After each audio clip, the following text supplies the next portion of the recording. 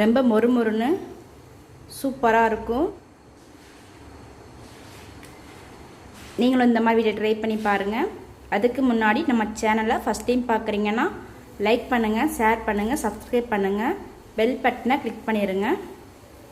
1 cup அளவுக்கு ஃப்ரெஷ்ஷாக அரைச்ச இட்லி மாவு எடுத்திருக்கேன். இந்தளவுக்கு திக்காக இருக்கணும். கொஞ்சம் தண்ணியாக இருந்துச்சுன்னா அரிசி மாவு சேர்த்துக்கோங்க. இட்லி மாவு கூட ஒரு பெரிய சைஸ் வெங்காயத்தை கட் பண்ணி சேர்த்துருக்கேன். கொஞ்சமாக கருவேப்பிலை சேர்த்துருக்கேன். கொஞ்சமாக மல்லியில் சேர்த்துருக்கேன். கொஞ்சமாக உப்பு, 1 ஸ்பூன் அளவுக்கு மிளகாய்த்தூள் சேர்த்துருக்கேன். மிளகாய்த்தூளோ அல்லது மிளகாயோ உங்களுக்கு காரத்துக்கு தேவையான அளவு சேர்த்துக்கோங்க.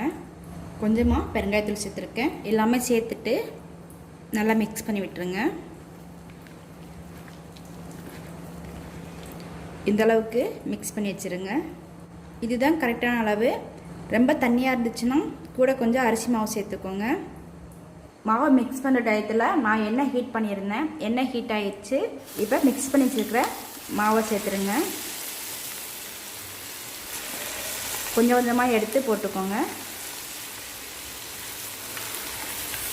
கொஞ்சம் கொஞ்சமாக எடுத்து பக்கோடா ஷேப்பில் போட்டுருங்க.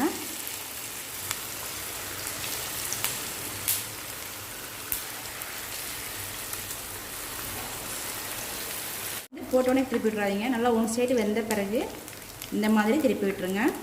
அரிசி மாவு பக்கோடா மாதிரியே இருக்காது. நம்ம பக்கோடா கடலை மாவில் தான் எப்போயுமே ரெடி பண்ணுவோம். இந்த மாதிரி இட்லி மாவுலேயே ரெடி பண்ணலாம். மாவு பிசைஞ்ச உடனே போட்டுடலாம். நல்லா மொறுமொறுன்னு டேஸ்ட்டு சூப்பராக இருக்கும். மாவு புளிச்சிருந்தாலும் பரவாயில்ல, பக்கோடா டேஸ்ட்டாக தான் இருக்கும். அடுத்த சைடு வேகட்டும். பக்கோடா நல்லா வெந்துருச்சு.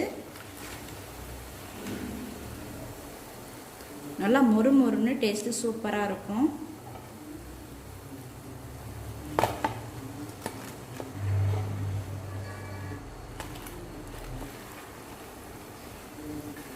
இந்த பக்கோடா டீ போடுற டயத்தில் ரெடி பண்ணிடலாம்.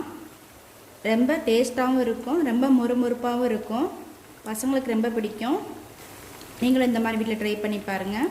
என்னுடைய சமையல் உங்களுக்கு பிடிச்சிருந்துச்சுன்னா லைக் பண்ணுங்கள், ஷேர் பண்ணுங்கள், சப்ஸ்கிரைப் பண்ணுங்கள், பெல் பட்டனை கிளிக் பண்ணிடுங்க.